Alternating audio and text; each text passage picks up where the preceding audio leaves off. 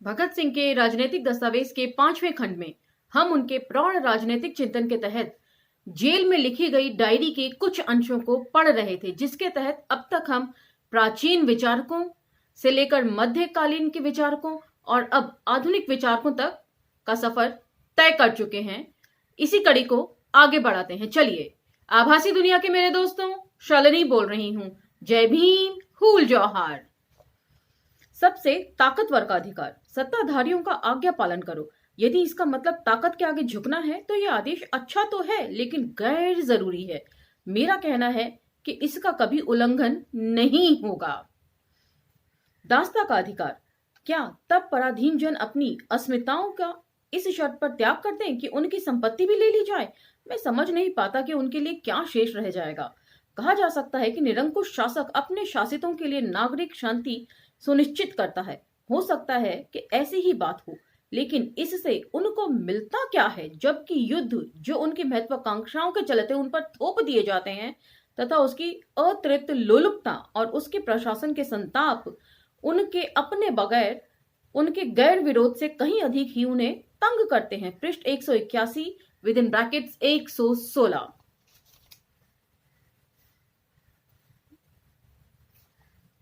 दास्ता का अधिकार, उसके अंदर यह है कि दास्ता कर लेना तक तो समझ में आता है, लेकिन जो युद्ध उनके ऊपर थोप दिए जाते हैं वे समझ नहीं आते हैं। यह कहना कि एक आदमी अपने आप को बिना किसी एवज के यूं ही सौंप देता है, एकदम वाहियात और अकल्पनीय बात है। इस तरह की बात चाहे एक आदमी दूसरे आदमी को संबोधित करके कहे या राष्ट्र को संबोधित करके कहे, हमेशा मूर्खतापूर्ण ही कही जाएगी। मैं पूरी तरह से तुम्हारी कीमत पर और पूरी तरह से अपने लाभ के लिए तुमसे एक समझौता करता हूं, और मैं इसे तब तक लागू किए रखूंगा जब तक मैं चाहूंगा, और तुम भी इसे तब तक लागू किए रखो जब तक मैं चाहूंगा। तो यहां पर एक गुलाम की परिभाषा मुझे समझ में आ रही है कि किस तरीके से गुलाम और हमारे भारतीय संदर्भों में इसी को अस्पृश्य समझ सकते हैं कि जो अस्पृश्य समाज के लोग हैं उनके साथ किस तरह का व्यवहार होता है। व्यवहार क्या, उसे दुर्व्यवहार कहना ज्यादा उचित लग रहा है।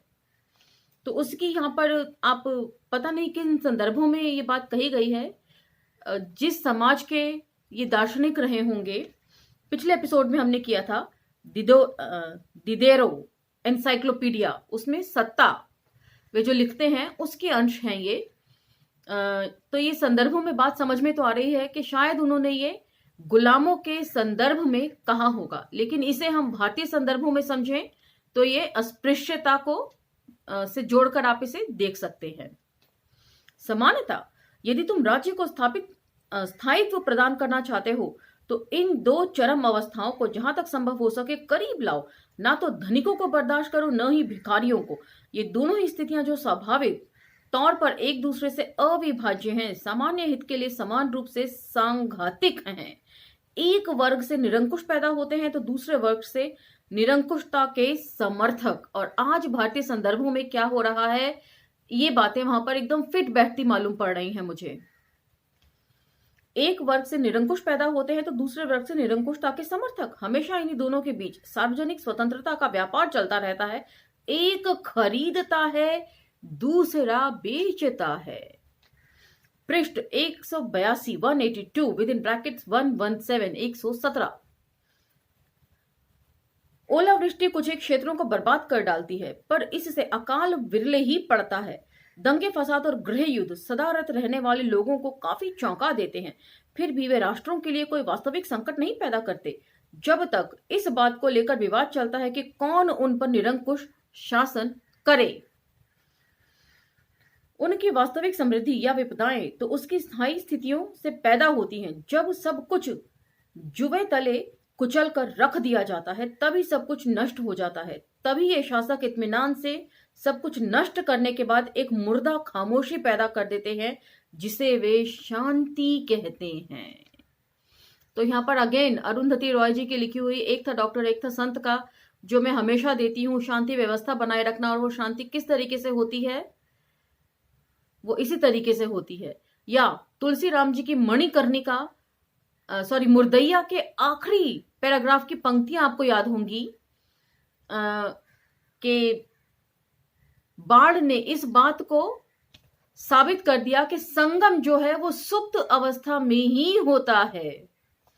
तो यहां पर वो बात बिल्कुल चरितार्थ लग रही है कि इतना कुचलो कि उनमें उठने की काबिलियत ही ना रह जाए। तो ये हमारे अस्पृश्य समाज के ऊपर मुझे एकदम फिट बैठता हुआ लग रहा है। अब यहां से ऑनवर्ड्स जितना भी है उसे आप भारतीय संदर्भों में खासकर दलित अस्पृश्य समाज के ऊपर रखकर समझ सकते हैं। फ्रांसीसी क्रांति, पृष्ठ संख्या 172 करके इन्होंने लिखा है, स्रोत अज्ञात, संभवतः दिदेरो या रूसो। और इससे पहले ये भी लिखा था कि हो सकता है इसे भगत सिंह अपने तरीके से समझ रहे हों, कुछ भी स्पष्ट नहीं है संदर्भ। पृष्ठ 176, पृष्ठ 188 ये कुछ इस तरीके से है। कहां से लिया हुआ है ये नहीं पता चल पा रहा है। फ्रांसीसी क्रांति, अब आधुनिक युग की तरफ। अमेरिका स्वतंत्रता संग्राम का फ्रांस की स्थिति पर भारी प्रभाव पड़ा। 1776 टैक्स, राजा के नाम पर काम करने वाले कोर्ट या मंत्रिमंडल ने मनमाने ढंग से टैक्सों के फरमान तैयार किए और उसे पार्लियामेंट में इंदराज किए जाने के लिए भेज दिया, क्योंकि जब तक पार्लियामेंट इनका इंदराज नहीं कर लेती तब तक वे लागू नहीं हो सकते। तो यहां पर पार्लियामेंट से क्या मतलब है? पार्लियामेंट वास्तव में यह कोई निर्वाचित प्रतिनिधियों का निकाय नहीं, बल्कि राजा के सलाहकारों का एक निकाय या इजलास हुआ करती थी। तो जिन्हें हम भारतीय संदर्भों में दरबारी कह सकते हैं। राजा का दरबार, वैसे ही राजा का पार्लियामेंट आप इसको समझ लीजिए। ये आज के मौजूदा पार्लियामेंट जैसा नहीं है। कोर्ट का दावा था कि पार्लियामेंट की सत्ता को ऐतराज का कारण बताने के अलावा और कोई अधिकार न था, जबकि वह विद इन ब्रैकेट्स यानी कोर्ट या मंत्रिमंडल अपने पास ये फैसला करने का अधिकार सुरक्षित रखे हुए था कि कारण वाजिब हो या गैर वाजिब, और कि तदनुसार ही वह अपनी मर्जी से चाहे तो फरमान वापस ले या बाकायदा उसे आधिकारिक तौर पर इंदराज किए जाने का आदेश जारी कर दे। दूसरी तरफ पार्लियामेंट का दावा था कि उसके पास इनकार कर देने का अधिकार था। मंत्री एम मैलॉक कौन थे? चार्ल्स अलेक्जेंड्र द कैलॉन, 1734 से 1802 फ्रांसीसी राजनीतिज्ञ जो 1783 में वित्त मंत्री बना, को मुद्रा चाहिए थी। वह टैक्सों के मामले में पार्लियामेंट के कड़े रुख से परिचित था। उसने असेंबली ऑफ नोबल्स आहूत की। 1787 ये स्टेट्स जनरल नहीं थी। स्टेट्स जनरल क्या था? असेंबली ऑफ नोटेबल्स, मैं भूल गई। असेंबली ऑफ नोटेबल्स क्या था, पहले ये बताती हूं। असेंबली ऑफ नोटेबल्स राज्य का खजाना खाली होने के कारण वित्त मंत्री कैलोन शाही खजाने के लिए कर्ज लेना चाहता था, परंतु पार्लियामेंट ने इसे मंजूर नहीं किया। तब उसने राजा को सलाह दी कि आंतरिक सीमा शुल्कों को खत्म कर दिया जाए और नोटेबल्स यानी कुलीनों और पादरियों पर टैक्स लगा दिया जाए। इसके लिए कुलीनों की एक सभा यानी कि असेंबली ऑफ नोटेबल्स जनवरी 1787 में बुलाई गई, परंतु कुलीनों ने अपने विशेषाधिकारों में कटौती किए जाने का विरोध कर दिया। ये भी आप भारतीय संदर्भों में रखकर देख सकते हैं कि किस प्रकार यहाँ के जो कुलीन घराने हैं उनके हाथों में पूरे देश की पूंजी और शक्ति सिमटती चली जा रही है और सरकार खुद उनके इशारों पर नाच रही है, उनके लिए काम कर रही है। तो यहां पर दूसरे देशों के संदर्भों की तो मुझे जानकारी ज्यादा नहीं हो पा रही है, लेकिन फुट नोट्स में जो जो चीजें दी हुई हैं अच्छे से इलेबोरेट करके संपादकों द्वारा, उससे हम समझ पा रहे हैं संदर्भ थोड़े बहुत। उसके लिए मैं समझती हूँ पूरी की पूरी किताबें वैचारिकी को पढ़ना पड़ेगा पूरे तौर पर समझने के लिए। और उसके बाद स्टेट्स जनरल क्या था? स्टेट्स जनरल वह कुलीन वर्ग, पादरी वर्ग और बुर्जुआ वर्ग से चुने गए प्रतिनिधियों की एक सभा थी जिसे स्टेट्स जनरल कहा गया। यह स्टेट्स जनरल नहीं थी जो कि चुनी जाती थी, बल्कि इसके सभी सदस्य राजा द्वारा मनोनीत किए गए थे और इसमें कुल 141 सदस्य थे। जब भी वे बहुमत का समर्थन हासिल न कर सका, तब उसने इसे 7 कमेटियों में विभक्त कर दिया।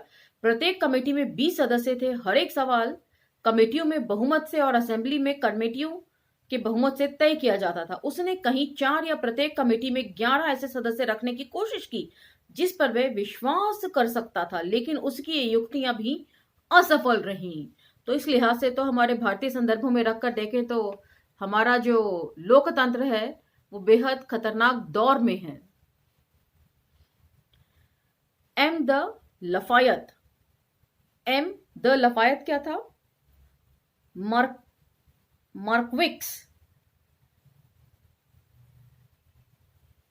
द लफायत 1757 से 1834 अमेरिकी स्वतंत्रता संग्राम और फ्रांस की क्रांति में भाग लिया। वह फ्रांसीसी नेता का कर्नल 1779 और बाद में मेजर जनरल 1781 में रहा। 1790 में उसकी तरक्की नेशनल गार्ड ऑफ पेरिस के कर्नल जनरल पद पर हो गई और उसने क्रांति के आरंभिक दौरों में बहुत सक्रिय भूमिका निभाई। लेकिन 1792 में संवैधानिक राजतंत्र का समर्थन करने के कारण असेंबली ने उसे गद्दार करार कर निर्वासित कर दिया। अपने निर्वासन काल में भी वे अपनी क्रांतिकारी भूमिका के कारण 5 वर्षों तक प्रशासन जर्मनी और ऑस्ट्रिया की जेलों में कैद रहा और नेपोलियन बोनापार्ट के हस्तक्षेप से ही जेल से रिहा होकर 1799 में फ्रांस लौटा। तो ये उनका परिचय था एम द लफायत का। एक दूसरी कमेटी का उपाध्यक्ष था। उसने एम कैलॉन पर 2 मिलियन लाइवर में शाही जमीन बेच डालने का आरोप लगाया। इसे उसने लिखित रूप में भी पेश किया। इसके कुछ ही समय बाद एम कैलॉन को बर्खास्त कर दिया गया।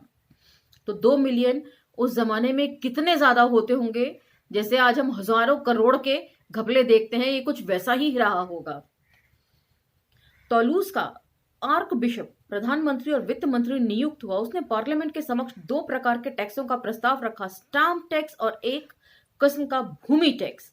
इस पर पार्लियामेंट ने जवाब दिया कि राष्ट्र अब तक जिस तरह के राजस्व की हिमायती करता आ रहा है, उसके साथ टैक्सों की चर्चा उसमें कटौती करने के अलावा और किसी भी उद्देश्य से नहीं करनी चाहिए और इन दोनों ही प्रस्तावों को उठाकर रद्दी की टोकरी में फेंक दिया। तब उन्हें वर्साई बुलाया गया। वहां राजा ने अ बेड ऑफ जस्टिस नाम के एक विशेष बैठक की और उन प्रस्तावों का इंदराज कर लिया। पार्लियामेंट पेरिस लौट गई। वहां एक अधिवेशन हुआ। वर्साई में की गई प्रत्येक कार्यवाही को गैर कानूनी करार देते हुए इंदराज को रद्द करने का आदेश दिया। तब सबको लेटर डी कॉशेत्स नामक शाही फरमान जारी हुआ और सभी को निर्वासित कर दिया गया। फिर बाद में उन्हें वापस बुला लिया गया और फिर वे फरमान उनके सामने रखे गए। पृष्ठ 183-120। तो इसमें कोई भी बोल्ड लेटर में नहीं है चीजें, उन्होंने संदर्भों को ध्यान में रखने के लिए शायद ही लिखा होगा और यहाँ वो पृष्ठ संख्या उद्धृत कर रहे हैं। तो ये थोड़े लंबे लंबे चीजें हैं जो उन्होंने इसमें, वैसे 2-2, 4-4 लाइनों वाले नोट्स ना होकर ये पैराग्राफ वाले नोट्स हैं। फिर स्टेट्स जनरल की बैठक बुलाने का सवाल उठा। राजा ने इसके लिए पार्लियामेंट से वादा किया, लेकिन मंत्रिमंडल ने विरोध किया और एक फुल कोर्ट गठित करने का नया प्रस्ताव रखा। लेकिन इसका 2 आधारों पर विरोध हुआ। पहला यह कि सैद्धांतिक आधार पर सरकार ने स्वयं को बदलने का कोई अधिकार नहीं था, इस तरह की नजीर नुकसानदेह होगी। दूसरा विरोध स्वरूप को लेकर था। इसके विरोध में यह दलील दी थी कि ये वास्तविक मंत्रिमंडल के अलावा और कुछ ना होता। अतः पार्लियामेंट ने इस प्रस्ताव को ठुकरा दिया।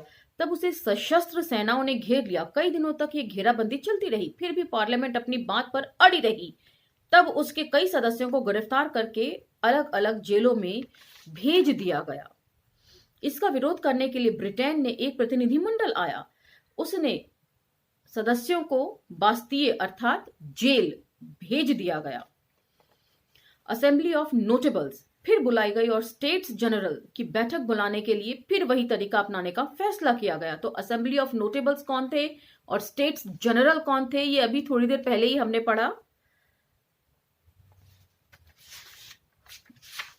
जो कुलीन वर्ग थे, पादरी थे, वे लोग इसमें शामिल होते थे।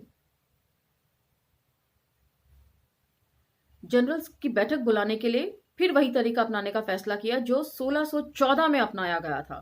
पार्लियामेंट ने तय किया कि इसके लिए कुल 1200 सदस्यों में से 600 साधारण जनता के और 300 पादरी वर्ग के और 300 कुलीन वर्ग से चुने जाने चाहिए।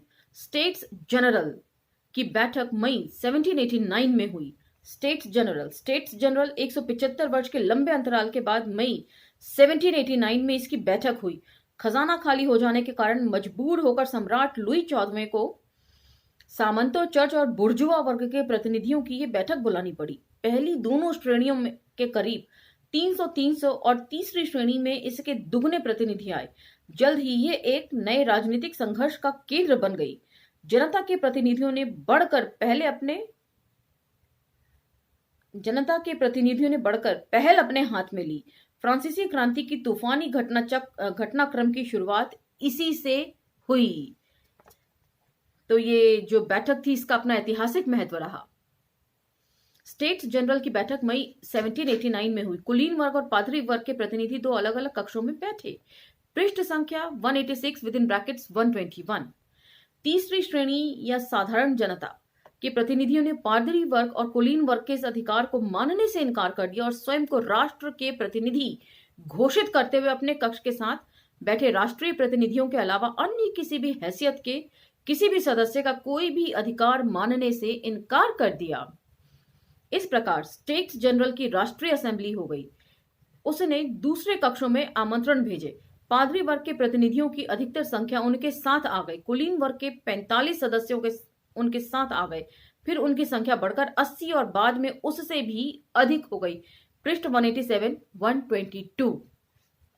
तो इसे जस का तस ही पढ़ रही हूं, ज्यादा थोड़ा बहुत जहां लग रहा है कि भारतीय संदर्भों में इसे जोड़ा जा सकता है वहीं पर सिर्फ जोड़कर इसकी व्याख्या कर रही हूं, क्योंकि बाकी ना तो मैंने इन राइटर्स को, इन दार्शनिकों को पढ़ा है और ना ही मैं दूसरे देशों के इतिहास से बहुत ज्यादा वाकिफ हूं। बिना पढ़े कभी पढ़े हैं अपने टाइम में, बीए में और स्कूल में, लेकिन वो अब याद कहाँ रहते हैं इतने साल तक।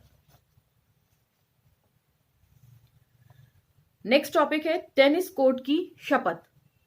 कुलीन वर्ग और पादरी वर्ग की दुष्ट तत्व राष्ट्रीय असेंबली को उखाड़ फेंकना चाहते थे। उन्होंने मंत्रिमंडल के साथ मिलकर षड्यंत्र रचा। राष्ट्र के प्रतिनिधियों की मौजूदगी में ही कक्ष का दरवाजा बंद कर दिया गया और उस पर अंग रक्षक सेना का पहरा बिठा दिया गया। तो जो पादरी वर्ग होते हैं वे भी कोई बहुत अच्छे नहीं होते हैं, अपनी सेना होती है, उनका अपना रुतबा होता है और आम जन पर और जो सरकार पर या राजा पर उनकी पकड़ होती है। और वही आप पंडितों के लिए भी देख सकते हैं। यहाँ पर पंडित वर्ग भी जो है सभी इसमें शामिल नहीं होते हैं, लेकिन अधिकतर मंदिरों में जो बच्चियों के साथ बलात्कार करते हैं वे लोग कौन होते हैं ये आप समझ सकते हैं। तब वे एक टेनिस कोर्ट की ओर बढ़ गए और वहां सबने मिलकर शपथ खाई कि जब तक वे एक संविधान की स्थापना नहीं कर लेते तब तक अलग नहीं होंगे। और ये संविधान किस तरह का रहा होगा ये कहना बड़ा मुश्किल है, लेकिन धर्म गुरुओं की पैठ कहां तक होती है और उनकी पहुंच कहां तक होती है, इन सब को पढ़कर समझ में आता है। और ये भारतीय संदर्भ तो क्या, देशी क्या और विदेशी क्या, सभी जगह इस तरह की बातें होती हैं। बास्तिये क्या था? बास्तिये पेरिस से कुछ दूर स्थित बास्तिये का किला, जहां राजतंत्र विद्रोही बंदियों को रखा जाता था और यंत्रणाएं दी जाती थी। निरंकुशता और दमन का एक घृणित प्रतीक था। 14 जुलाई 1789 को निहत्थी जनता की भीड़ ने इस पर धावा बोलकर कब्जा कर लिया था। तो फ्रांस की क्रांति में ये बात हमने पढ़ी है। दूसरे दिन कक्ष का दरवाजा उनके लिए फिर खोल दिया गया, लेकिन चुपके 30,000 की फौज पेरिस को घेरने के लिए रवाना की जा चुकी थी। पेरिस की निहत्थी भीड़ ने बास्तिये पर धावा बोल दिया। बास्तिये का पतन हो गया। तो इसके बाद हम नेक्स्ट जो है अगले एपिसोड में लेंगे। यहां तक का ये खत्म हुआ। अगला जो होगा वो यहां से होगा। क्या है, 14 जुलाई 1789, ये बास्तिये और उसके आगे ये आधुनिक इतिहास तक ये नोट्स खिंचे चले आए हैं। तो चलिए अगले एपिसोड में फिर भेंट होती है। तब तक आगे दीजिए। धन्यवाद।